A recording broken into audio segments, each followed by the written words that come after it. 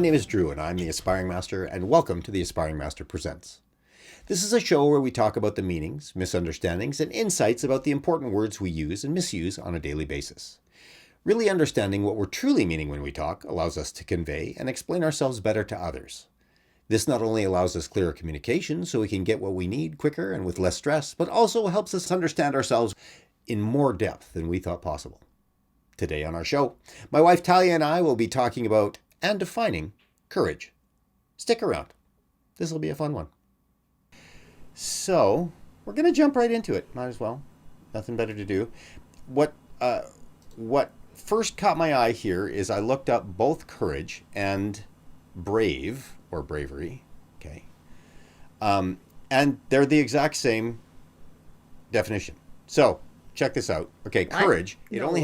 Courage only has one definition in the dictionary, and it's actually a pretty good one.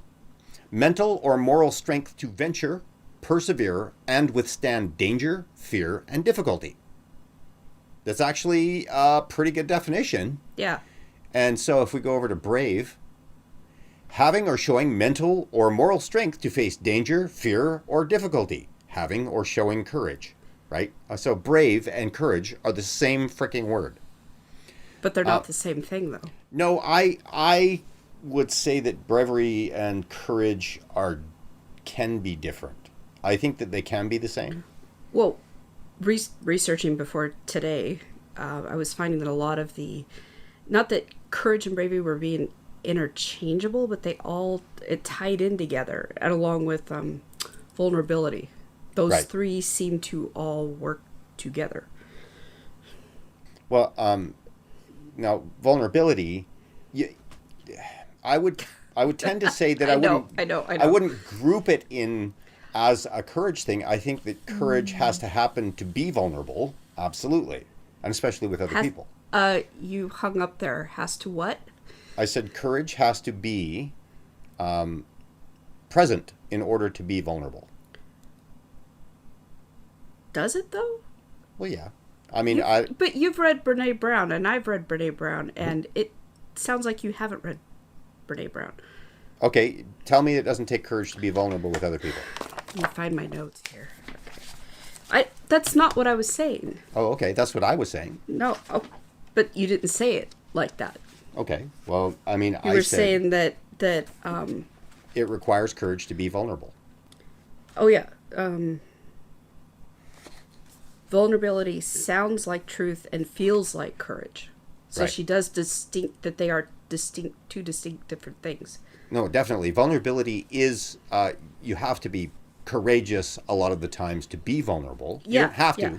Okay. Yeah. And I think that we can go in and clarify a little bit around courage. I mean, my experience of courage in my life is if I am courageous, I'm like scared down to my toes, but I keep moving forward, or I keep doing the thing that is scaring me. Okay.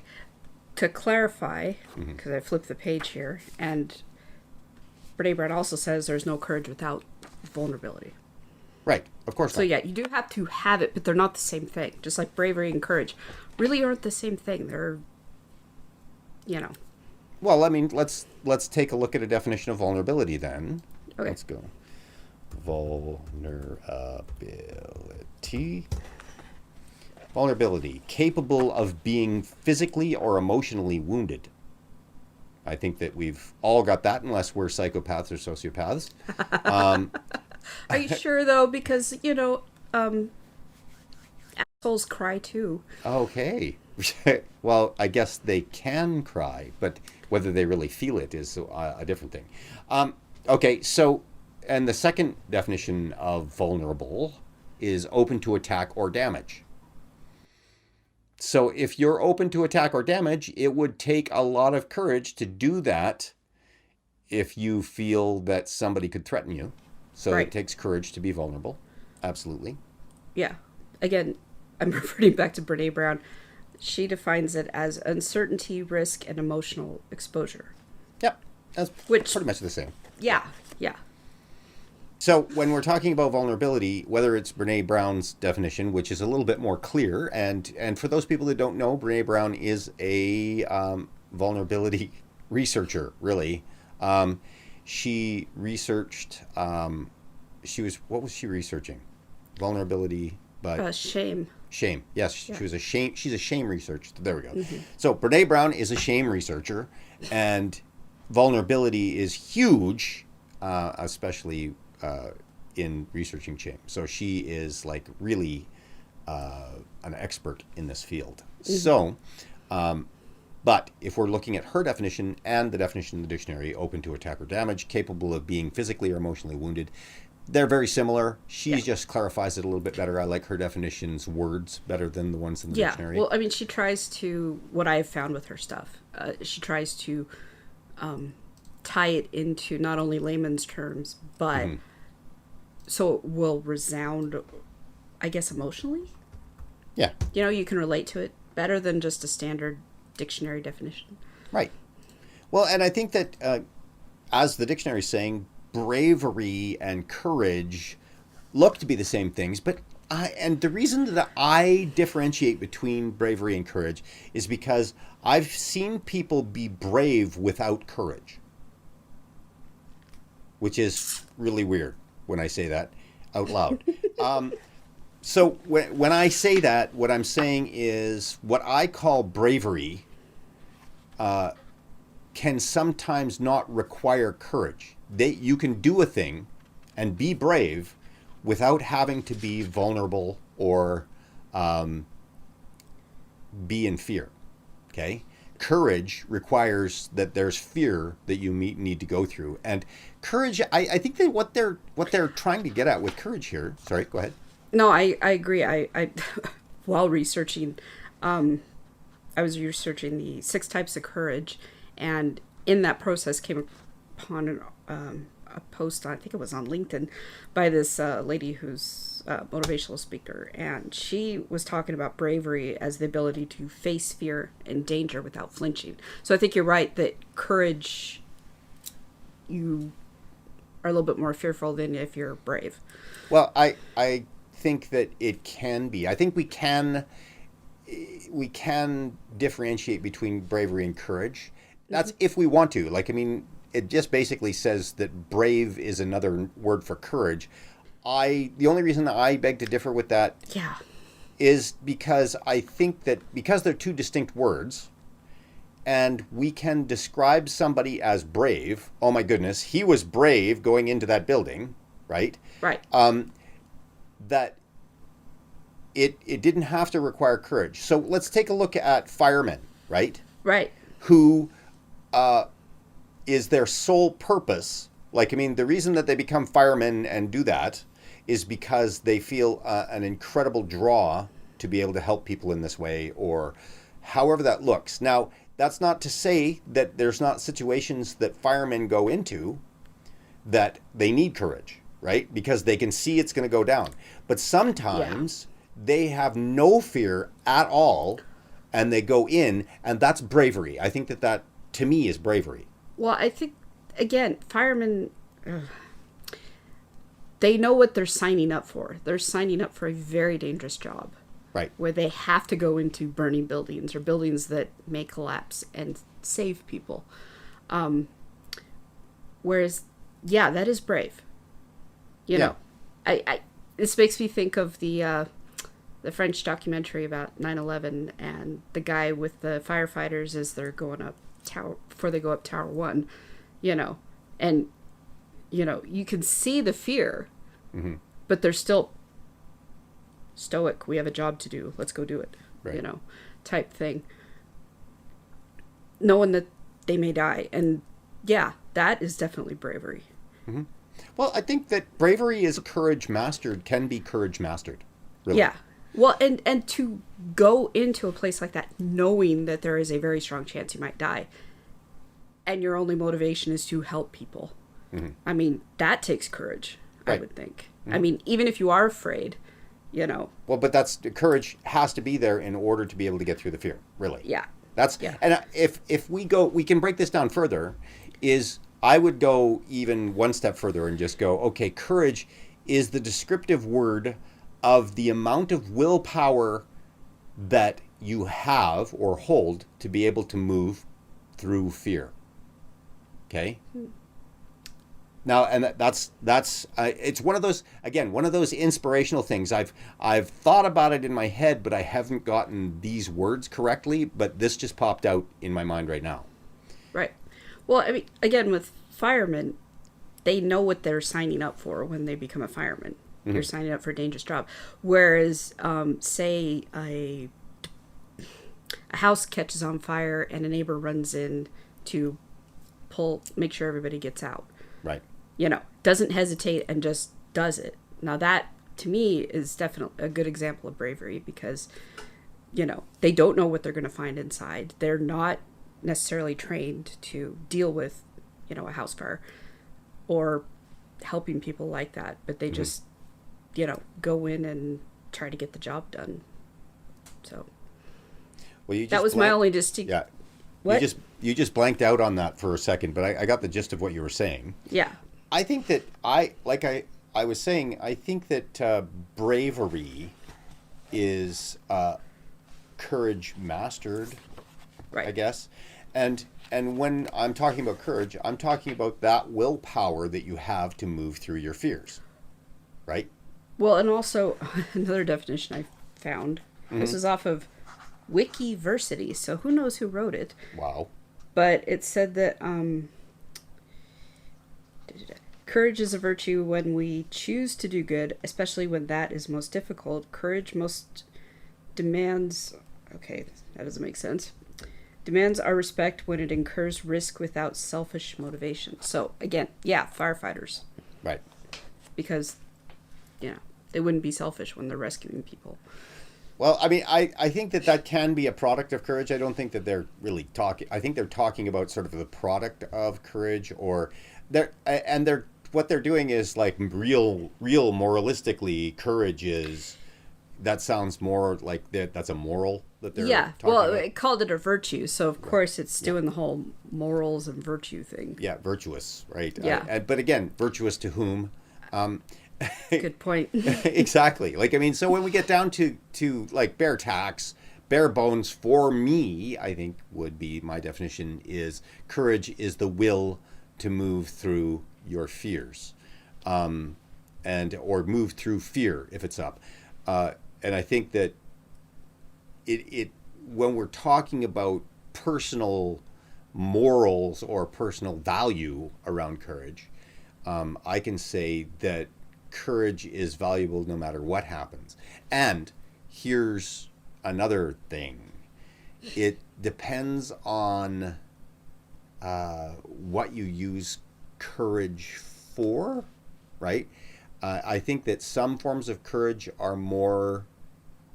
feel more courageous than other forms of courage, right? Well, I mean, yeah, you could split hairs on, that just sounds weird. Introverts who, they feel courageous when they can answer the phone without hesitating, or, go into a crowded place without having an anxiety attack. I've been there. So, I mean, some people consider that courage, but is it? Well, of course it is. I mean, I think that courage is in the heart of the beholder, because here's where we get into a lot of judgment around what courage is and what courage isn't, and what we count as courage. I mean, I find all forms of courage to be commendable. It is a tough thing to do, to walk through your fear to get to the other side. It is, I think, that the act of being courageous and moving through the fears that we have, no matter what the fear is really something that should be celebrated. Yeah, but can you compare going into a crowded place without it having an anxiety attack to running into a burning building to Of course you rescue can. people? Of course you can. Because remember that it is the person feeling the fear is the only judge. And I don't care who you are, it can be like going into a burning building. Right. When you have to go out in public. If you have phobias, if you have high anxiety, all of those things require courage to move through. And sometimes a tremendous amount of courage. Just as much courage as it would take for somebody to say, I'm going to go into that burning building and save that cat or person. And it scares the crap out of me, but I think that their life is worth the risk. And moving through that courage, and I sometimes think it's actually more courageous to go into that mall than it is to go into a burning building, because a lot of the times we have that overriding sense of, oh my God, I'm going to lose. And so you're going in, you're actually being motivated by fear instead of the will, right?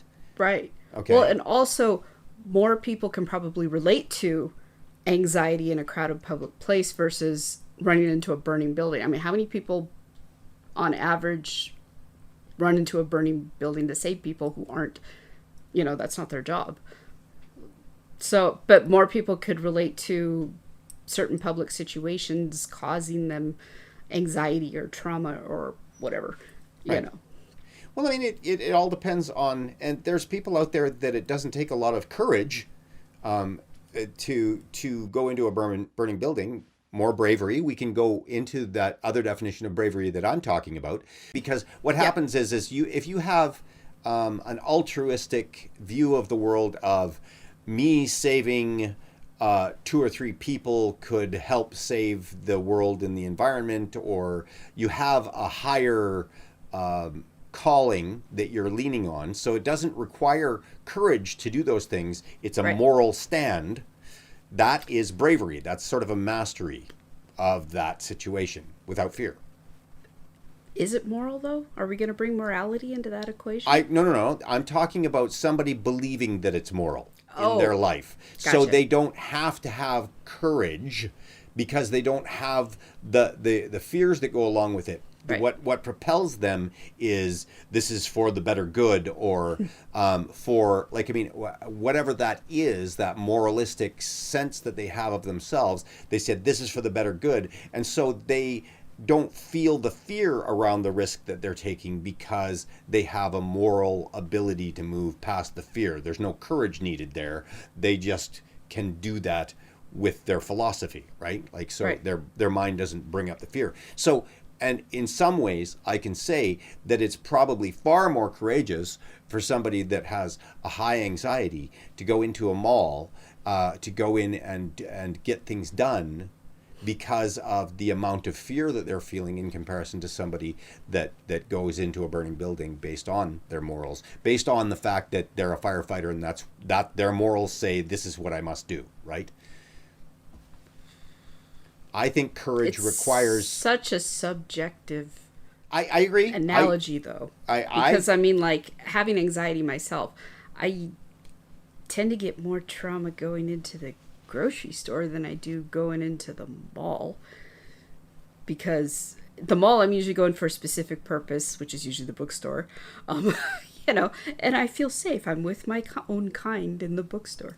Whereas the grocery store, you run into everybody. You got to deal with jerky people and the little old ladies who crowd the aisles and won't move. Mm-hmm. And then the cashiers who, bless their hearts, have bad days and deal with jerks all day long and are tired by the end of it. You said bless your heart, and Brene Brown actually goes into that bless your heart. I know. I know when I said that, I'm going, that is such a... That's a condescending It is a very condescending, and I didn't mean to be condescending. That's just what came out, so... I've been having migraines for 3 days, so blame it on that. Okay, well, there's no need to blame it on anything. It's I wasn't trying to be condescending. I was just saying, bless your heart. No, it was just the job they do can be awful, and the amount of people that they have to deal with who are terrible to them. Okay, so So when not wanting to add to that as I'm checking out my groceries, Right. So, like I said, grocery shopping for me is way more anxiety ridden. I know, shut up. All right. So when we're talking about courage, one of the things that I run into a lot of the time is people in judgment when somebody says it takes a lot of courage to be able to do something that they would consider simple, right? Yeah. Okay. And they go, oh, really? That's not commendable. That's just getting up and walking out your door, right? What's so courageous about that? Now, and here's I've had that said to me, by the way. So. Oh yeah, I'm sure.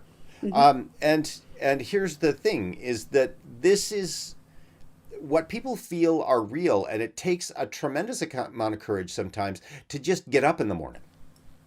Headroom. Yeah.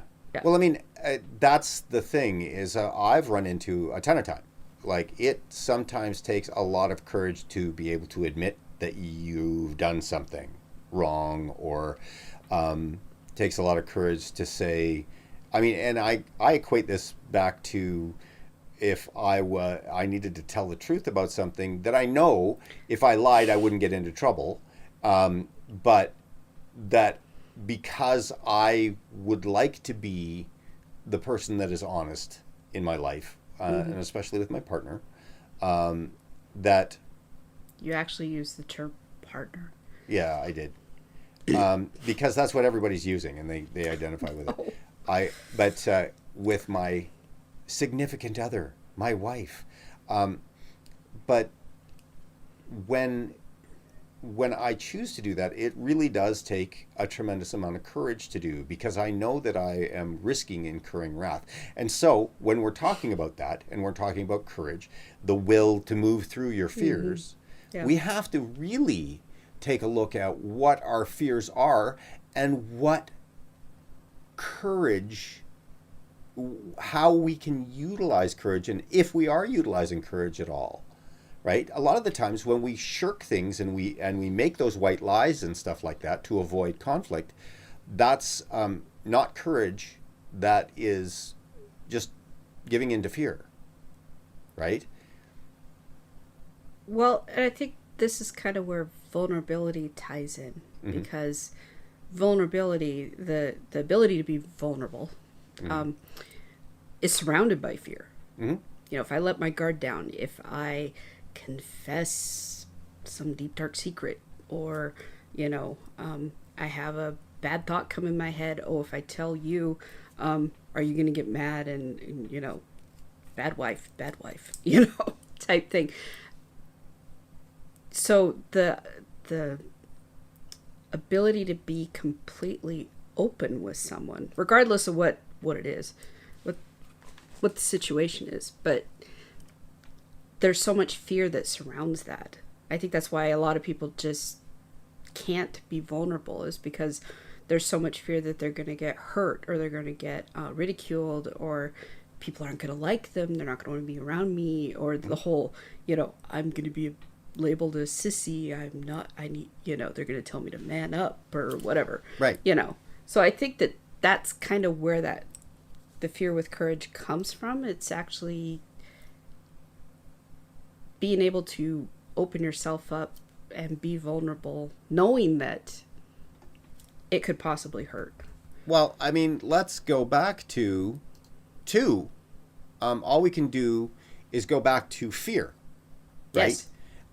When we're talking about courage, we can't not talk about fear, because fear is part of it. Absolutely. Well, no, fear's the whole thing. Well, yeah. Really, it really is. What courage does is gives us the will to move through fear, right? When we have courage, when we are demonstrating courage, it is the willpower to walk through your fear, which means, and when we're talking about specifically being vulnerable, I mean, vulnerability is an absolute necessity. I guess, let's take a look at it this way. Courage is the will to be able to be vulnerable. It really is, because vulnerability is fear incarnate, really, to get the fear of getting hurt, the fear of being attacked, the fear of, right? And bravery, I think, is the action of doing it. Maybe. Okay, hold on. Let's go down that route. Because I've been talking about bravery as the mastery of courage, right?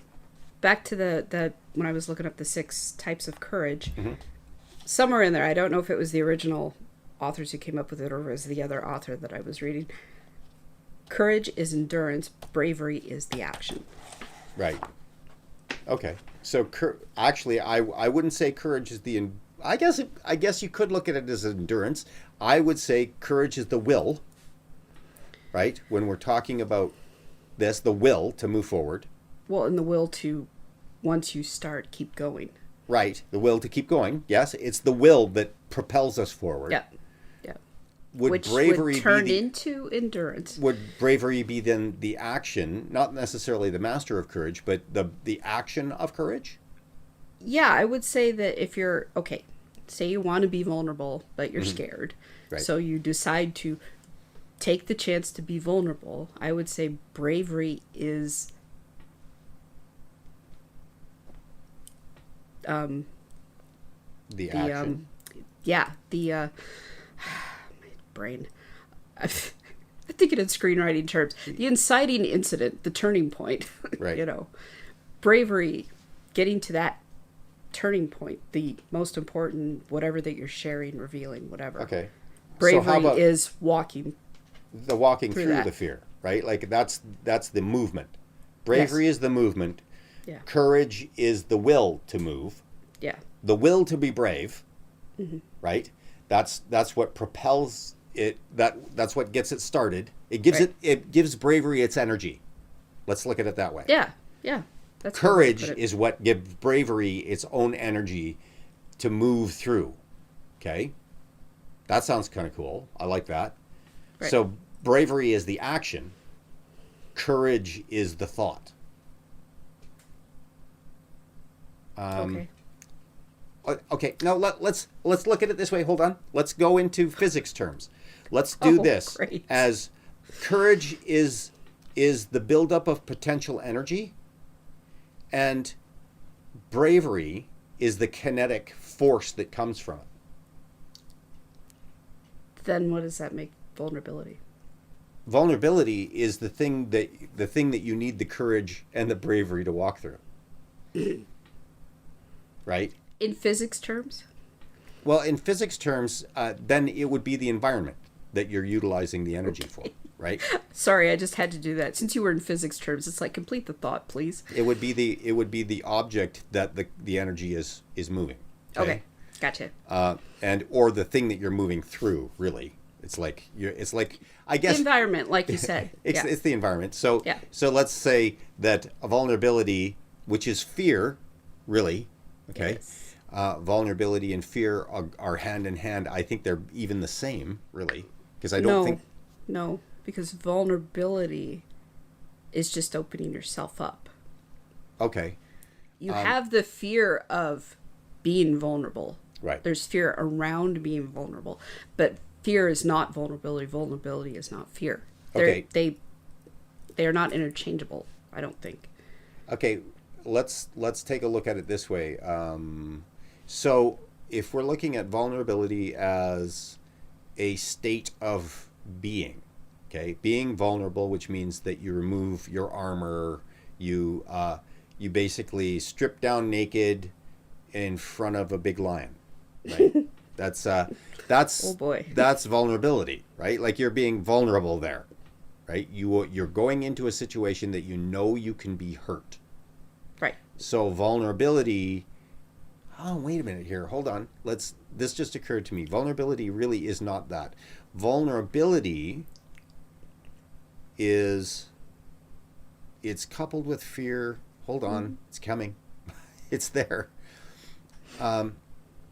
Vulnerability is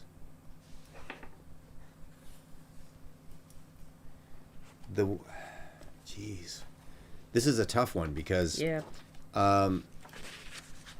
I know the feeling that we're trying to convey here, and I know the feeling of vulnerability is it's not. I mean, it encompasses fear. Like fear is part of it, but the only reason the fear is there is because we believe that we can be hurt.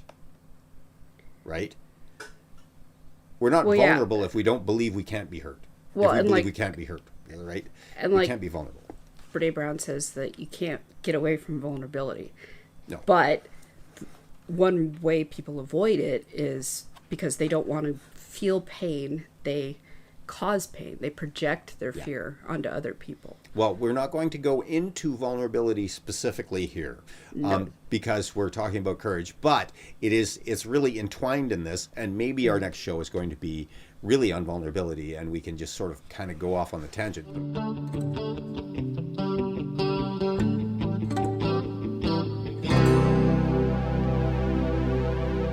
But what I would like to do is make sure that we know what vulnerability is here. And if we're talking about vulnerability, that means the perceived, to be vulnerable is to remove the guards.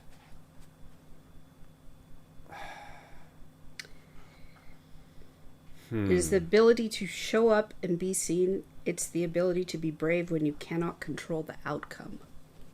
Yeah, which is courage, right? Brave and bravery, moving forward. Because that's the thing. You can be vulnerable, but you still don't know that you're not going to get hurt. Well, I think that vulnerability is, courage, bravery, and vulnerability are all sort of intertwined. Yes, they are. I was really surprised researching this. I was thinking courage and bravery, and that was going to be it. But like vulnerability is all over it, and I'm just like, okay then. Well, yeah, and I agree that vulnerability is all part of it. There's that part of me that just goes, okay, there's active vulnerability. That means dropping your defenses. Mm-hmm. Mm-hmm. But does vulnerability really...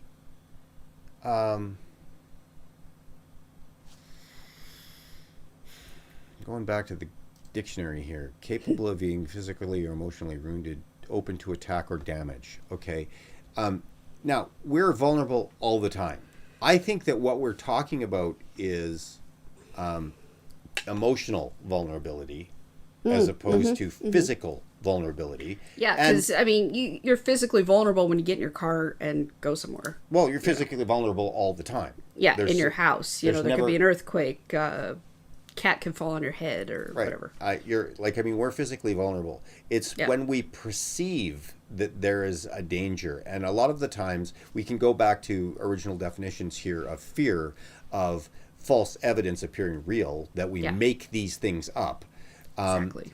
And or if we've been emotionally scarred or wounded as we were growing up, those are all sore spots. Don Miguel Ruiz talks about this, about us having a lot of sores that we protect, right? Like he goes into, in one of his books where he talks about, imagine if everybody had sores all over their body. It would be hard to touch each other because it hurt when you got touched. And that's sort of what happens emotionally to us, is we are hurting a lot emotionally, and people inadvertently touch those places. Touch it, and then you get triggered. And then you get triggered. And then all of a sudden, so there's emotional pain there, and there's emotional wounds that and so I think that when we're talking about vulnerability on the level that we're talking about emotional vulnerability, which is a perceived thing, because what you feel vulnerable about, other people don't, right? Exactly. And that's where the causing pain versus feeling pain part of it comes in. Well, and so let's tie back into courage with this. Okay, so we can differentiate between emotional vulnerability and physical vulnerability, and both of them require courage to move through. Okay. Absolutely. When you feel, because there's that difference. Like, you could be standing outside your house, right? Now, there is a remote possibility that a grizzly bear could come at you and kill you, right? The remote possibility of that happening in a city, say. But you're not sitting there going, oh, I hope a grizzly bear doesn't get me, right? Whereas if you are in the wilderness, in a salmon run with grizzlies all around you, right? It would require a little bit of courage to hang out there, right? Because you are now physically really vulnerable. Yeah. Right? So, on one hand, emotional vulnerability, on another hand, physical vulnerability, both require courage to move through, because they're both states which you can be afraid. Right. Right? And I think that I think that we have to differentiate between fear and being afraid too, in this one. Because when you're talking about anxiety, you're talking about fears, but you're also talking about being afraid. Being in fear or afraid, right? When you go to a mall, why are you anxious? Right? Like, I mean, no, but that's, well, why are you anxious? The reason that I asked that is it's a loaded question. Because it is a loaded question. I don't even know if I can answer it because... But you are in fear. You are afraid. Yes? Yeah, but it's more chemical. It's not intellectual. Well, it's I don't think that... Even emotional. It's, for me anyways, it's... Oh, God. It's really hard to explain. Well, I mean, I have anxiety too, and I've taken a look at it from my perspective. I know that I'm afraid. I don't know why. If I can tie anything to a trigger in my past, it would be being in, oh God, was this 8th grade English class? And, I have the quiet voice, so I don't project very well unless I can actually get in the right position so I support my diaphragm and can, emote properly, which for me is really hard. So we used to have to take turns reading. I was the second seat in the first row, so I was always second. And the teacher never failed. Can you talk louder, please? We can't hear you over here. And then the girl in the front row, in the front seat in the next row, I couldn't even hear her. And I was sitting like 2 desks away. And she never got picked on, So, I mean, the whole, you're so quiet in class. You don't say anything. It's like, yeah, because when I do, I get thrown under the bus. Thank you very much. So, I guess I equate that to, I'm already defective. Therefore, everyone else might perceive me as being defective. And then there is another side of this too. Physically anxious. I know that comes from having knee surgeries at a young age. Because when you're in public and you're 13, 14, 15, 16, 17, everybody stares at you like you've got plague. And there are some people who will stare you down like you are making me uncomfortable. That kind of stare, like, I've had people actually do that when I was 13, and just because it was summer and I was wearing shorts and my scar was visible and it was brand new. So of course it was very dark, and that kind of thing when you're that age and you're getting, stared at by some rando person, makes you not want to go out in public, and it makes you not want to wear shorts. I mean, good luck getting me in shorts anymore, and that's where that came from. So I would think emotionally, I know it was being shy and quiet in school and getting ridiculed for it, and physically it comes from the reaction to my surgery scars. Right. Okay, well, I mean, for whatever reason that we and again, guessing, I don't know for sure. Okay, but I mean, for whatever reason that we have those, we have those fears. The fear is I am afraid of, in what you're saying, is afraid of condemnational judgment from other people about my looks, I'm self-conscious or whatever, right? Well, part of it in school too is, kids find out you have, a physical problem. There's always going to be some jerk who tries to trip you. Right. And you never know if you're going to run into a jerk like that in public. Right. It's like going downstairs in public. Go first. I'll take an hour. So, Mm-hmm. But it's like, there's so many things that compound a trigger like that. That's why it's really hard for me to narrow it down. I mean, I'm guessing those are where... Well, but I'm not too worried about the reasons. The reason that I'm saying is that, we are afraid, okay? Now, if I personally think that for our own sanity and for our ability to move through them and to create the will or courage, sometimes we need to know why we have those fears, what those fears really are, right. and how we wish to get through them. So I think that it is really important to take a look at the fears that we have, whether that's anxiety. I know, and I also know that anxiety can come from physical chemical deficiencies. There's lots of different things that it can come from. Yeah. I find, for the most part, even for myself, it's there's some irrational stuff based on I'm sure events that happened a long time ago that I don't even remember. It's all subconscious now. That same thing. That caused that for me. Now, when I look at it, it takes a tremendous amount of courage or will a lot of the times to even go and do those things. Okay, and I would say, I remember you and I going to a concert. Oh my God, yeah. Right? We're going to Coldplay. It's in Vancouver, and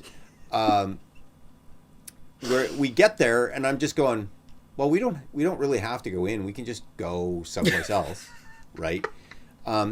Having that amount of fear for me was actually a surprise. It was a surprise for me too, right? I was, because I'm usually the one with that reaction. Yeah, with that many people around, and I'm just like, so it took me a few minutes to create the courage or the will to move through it, to go into there, to face this many people, to be able to go and sit down and create my own little bubble, so that I could enjoy the concert.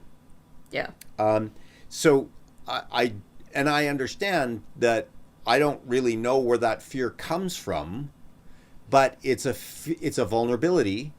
It's like I fear that I'm going to be vulnerable to something that will hurt me, okay? And I can't tell you pinpoint what that is, but I can tell you that that's the feeling. Yeah.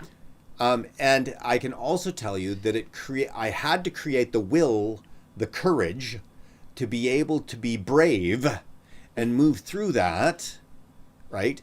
That fear. So when we're taking a look at that, and if we think that courage and bravery are commendable, I think that we really have to take a look at even the small things that we fear.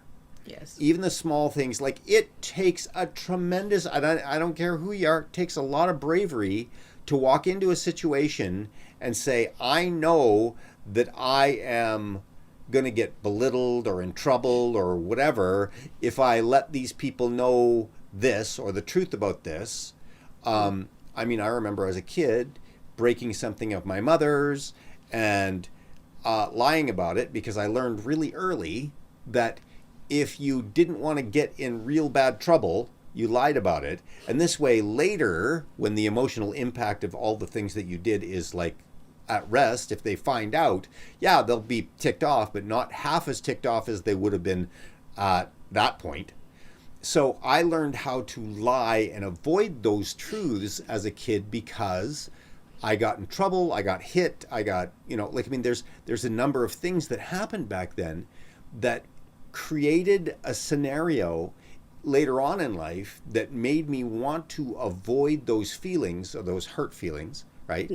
I know that in relationships before yours and mine, I had a tough time trying to be honest with my other partners, because they were belittling and they did, and even in our relationship, it still happens where I just go, I'm risking those things by creating a truthful scenario, because I don't care.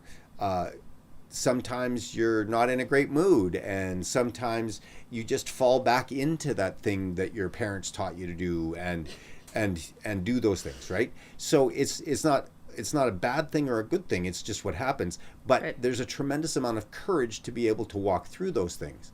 And I think, and especially being a man, I'm just going to bring the man thing up right now. Please do. Being a man and being vulnerable, emotionally vulnerable, okay, let's clarify that. Yes. Okay, and we can be physically vulnerable as men, it's fine, right? That's bravery, that's courage, that's the thing to do. But when we're emotionally vulnerable, we get a lot of belittling, on the male side, because you're not supposed to be emotional, you're not supposed to be this.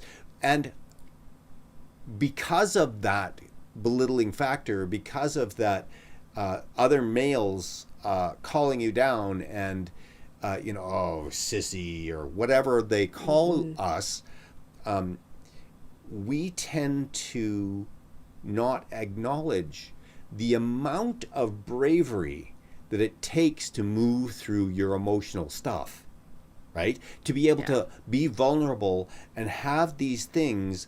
And it's tough for guys to say, I'm really high anxiety, and I muscle through it, right? But to be able to admit that it scares the crap out of me to go to a concert, to another guy, like women are like, oh, I totally get that, but you do it to a guy and it's just like, oof. But then the bravery to be able to admit that to other guys and to go through the belittling, and all of that stuff. I think that part of the reason that I wanted to do this show is because I really wanted to bring up, do you as an audience member or as a person think bravery is something to be commended? And if you do, then we have to redefine what we think courage and bravery is, and how we define that, and how big it is for each individual.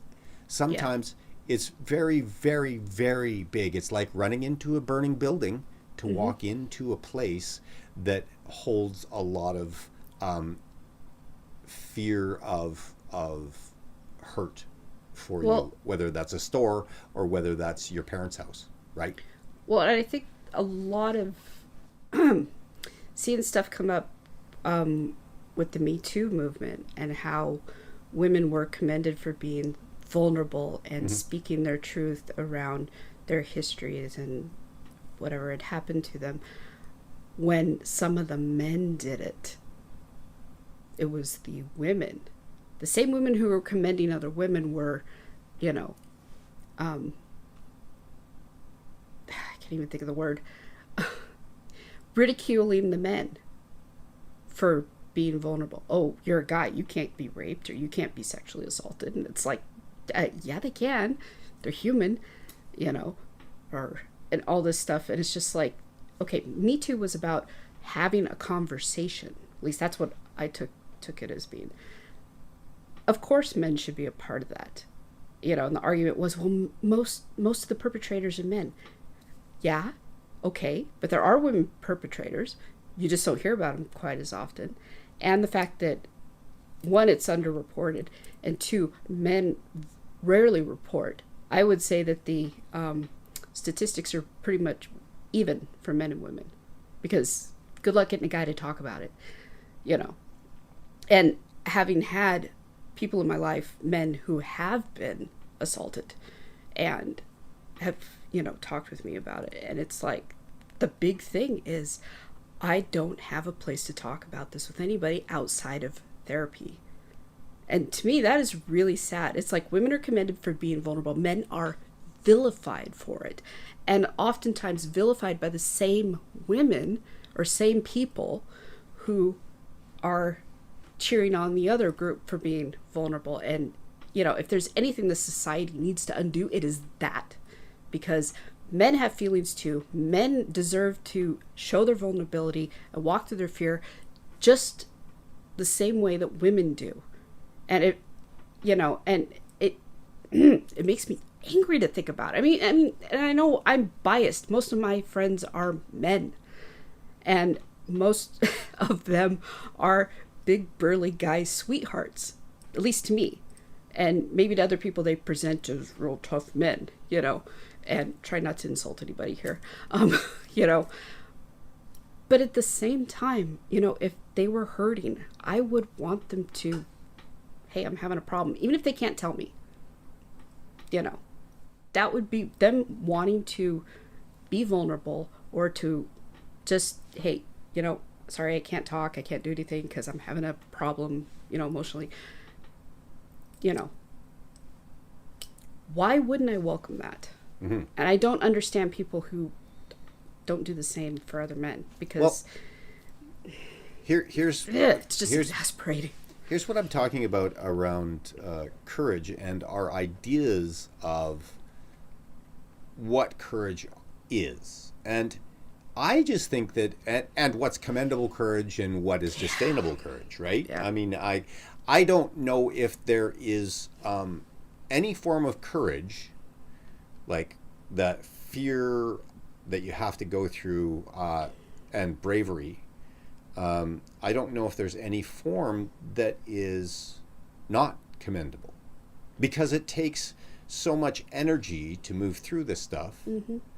Well, like you said, even if it is a little thing, like walking into a crowded public place versus the burning building, right, it's still commendable, And here, I'm talking myself down on, no, it's not as commendable as running into a burning building, because we've all been taught to do that. Well, of course, but it is. It's just as big to whomever's feeling it, like that. The fear can be just as big as that. I think that we can equate this to people talking about their own pain, whether own physical pain. So if I got a cut on my finger, and I go, it's nothing, right? But you got a cut on your finger, same depth, same place, same place, and you were screaming and it hurt, and okay, and I'm just going, you big baby, but again, to you, it is way more traumatic,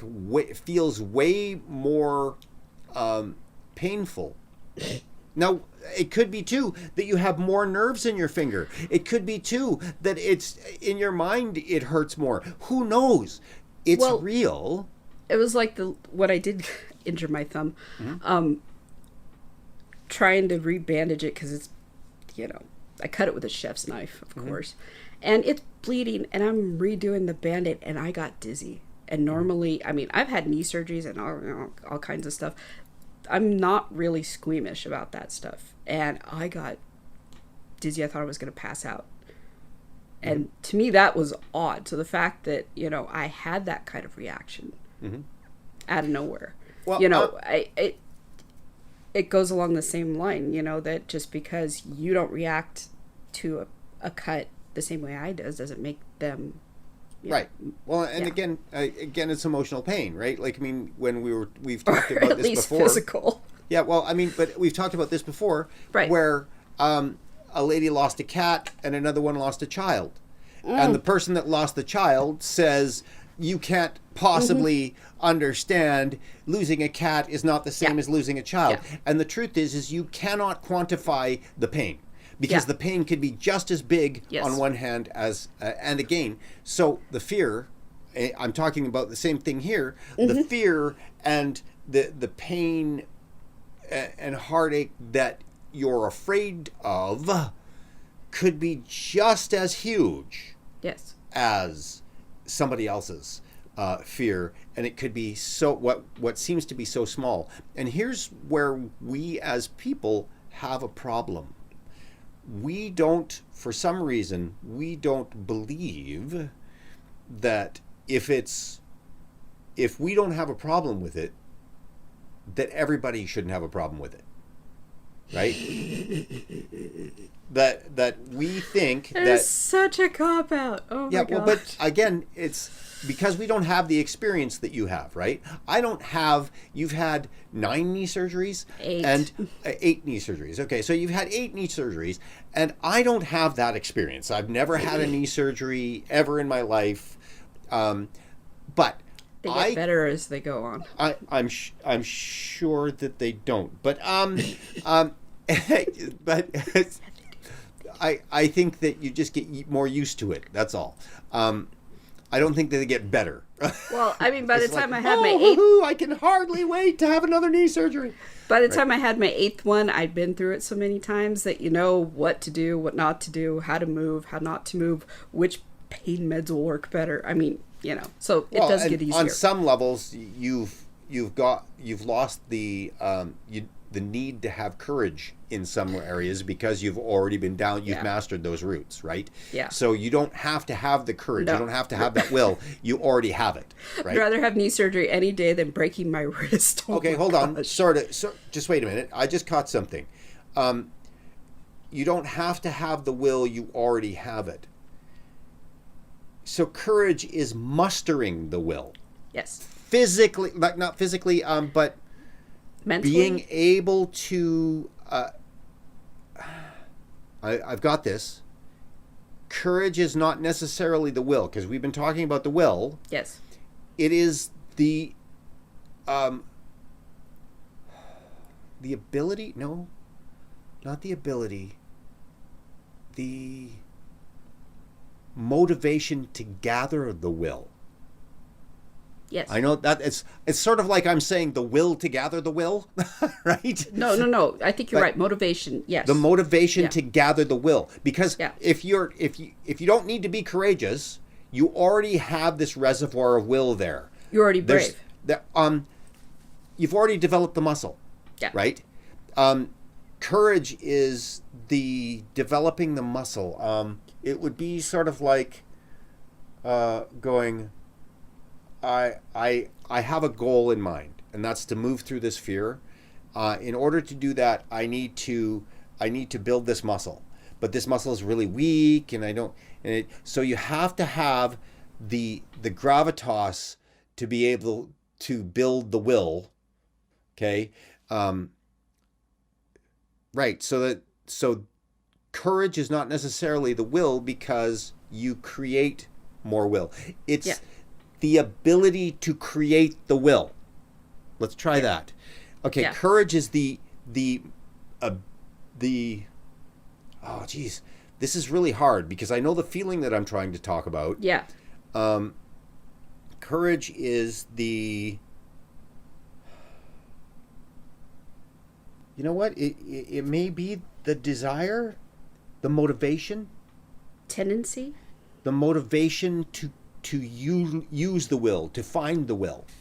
The motivation to find the will is courage. Utilizing the will is bravery. I don't know if that makes any sense. Does that make any sense? Well, you said it was the motivation, then you said it wasn't. So. Well, no. The motivation to search for the will, to be able to find the energy to move through the fear.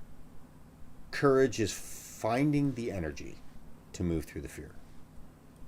So, ladies and gentlemen, thank you for watching this kind of weird episode, I think, of The Aspiring Master. Where Yes, we are like this in real life, too. Yeah, right. Not just on television. Where we've kind of delved into this. And I'm sure that other people out there are going, oh, you're analyzing it too much. I think that I want to get down to the bottom line of what that feeling is, how that works in us, so that we can figure out what that looks like. But I think that vulnerability is going to be our next show, so stay tuned next month for vulnerability. Thank you, my beautiful wife, and thank you to the audience that continues to watch this. The two of you, I'm grateful that you watch. This is why we do it, for exactly. It's for you too. So we'll see you next time, and we're out.